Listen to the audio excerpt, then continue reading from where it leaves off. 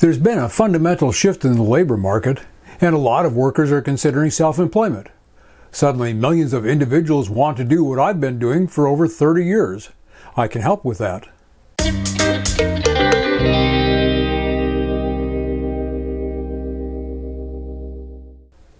It's late in 2021, and what the media are calling the Great Resignation is well underway.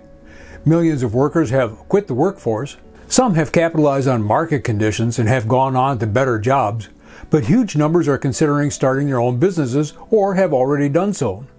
Rates of retirement have also soared, and many recent retirees are considering entrepreneurship.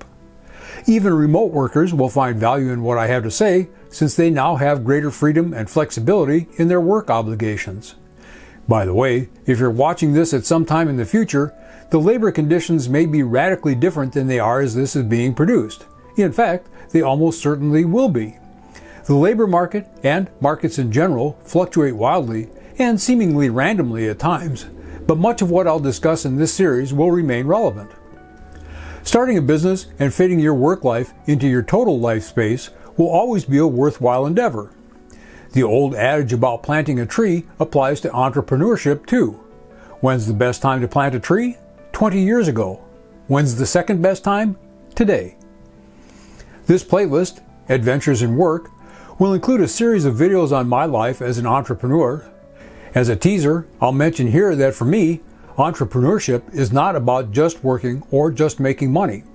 It's about fitting my professional life into my scheme for overall quality of life. Some refer to this as work-life balance, but that is misleading through oversimplification.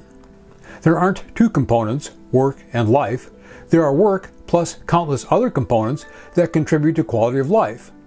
Forcing all those other components into one lumpy wad and calling it life is preposterous and a wholly ineffective way of achieving any kind of balance.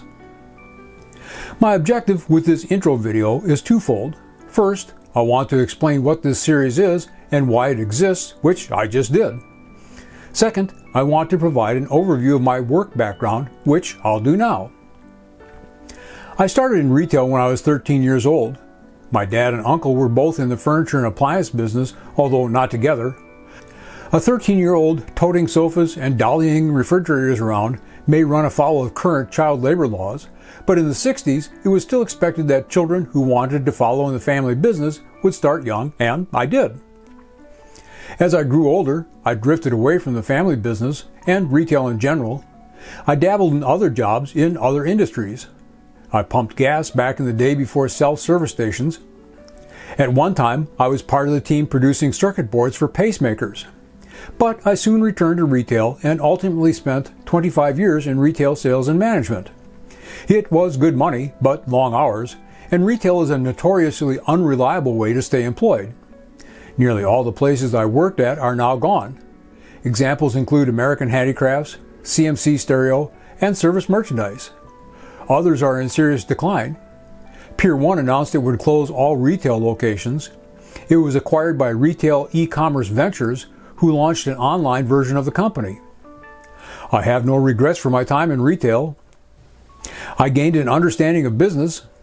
It allowed me to earn a comfortable income when I returned to college in my 30s. The best thing that came out of it was the formal sales training I got with CMC. I see every social setting as a sales presentation, and my sales skills boost my social skills significantly. Because sales positions and salespersons are often denigrated in our current judgmental culture, I should put this in context with an example. Back when I was training bicyclists, I would use my sales training to help my participants understand that they already possessed critical skills and attitudes, and to convince them that with diligent effort, they could achieve the goals we had set for them. Sales training also helps me in my writing. The old saying is that selling isn't telling, selling is asking, and I have a knack for asking the right questions when interviewing subject matter experts. How did I transition into writing and photography? I was still in retail when I sold my first article. Although I'd had bits published in newspapers and magazines for years, my first paid piece was placed in 1985. I cited my qualifications as a former service manager at a Honda motorcycle dealership in Indianapolis to sell an article on how to properly winterize motorcycles. I separated from my last permanent full-time job in 1991 and made writing my primary source of income at that time rather than seeking another job. This was not my first foray into self-employment. I'd done arts and crafts shows selling mostly woodworking and leatherworking goods. I had my own motorcycle and small engine repair business for a while. But writing was the gig that stuck, and I'm still doing it today, more than 30 years after I first went full-time with it.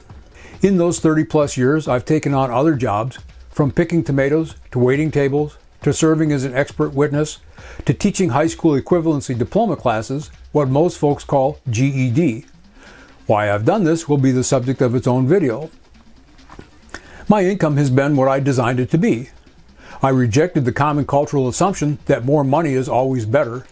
I did extensive research on the correlation between income and happiness and set goals based on that. It has worked well.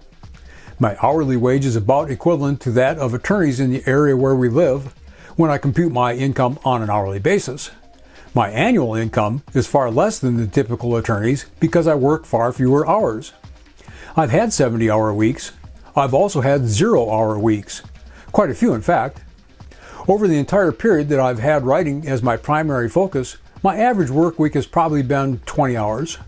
It's been less than that in recent years, partly due to the efficiencies I've developed over the decades and partly due to shifts in the market. My work hours are edging up again now. I have a desire to redesign my professional self, and I'm orchestrating that while continuing to serve clients. My motivation for this change will be, you guessed it, another video. We could live anywhere, but remain in Madison, Indiana. It's close enough to our son and his family, and we love life in a tourist town. Madison is not the type of tourist town that's bloated with t-shirts and tchotchkes, but one with tons of live music and local artists and strong support for the performing arts. We have a state park full of hiking trails 10 minutes from our house, and we're just a mile from the beautiful Ohio River. Despite the exceptional quality of life here, the cost of living is very affordable. And we love our social network. We moved here in 1986 and still have friends we met then, friends we've had for more than 35 years. We could move and take the business with us, but by the time I had 35-year friends again, I'd be 103. No thanks. There are surely gaps in the summary. Let me know in the comments what else you'd like me to share. Also tell me what you'd like me to cover in future videos in this series. I don't have a schedule in mind for future videos, so be sure to subscribe and to click the bell icon so you're notified when I post new videos. That's it for now. I'm Rich Reese, and I'll see you out there.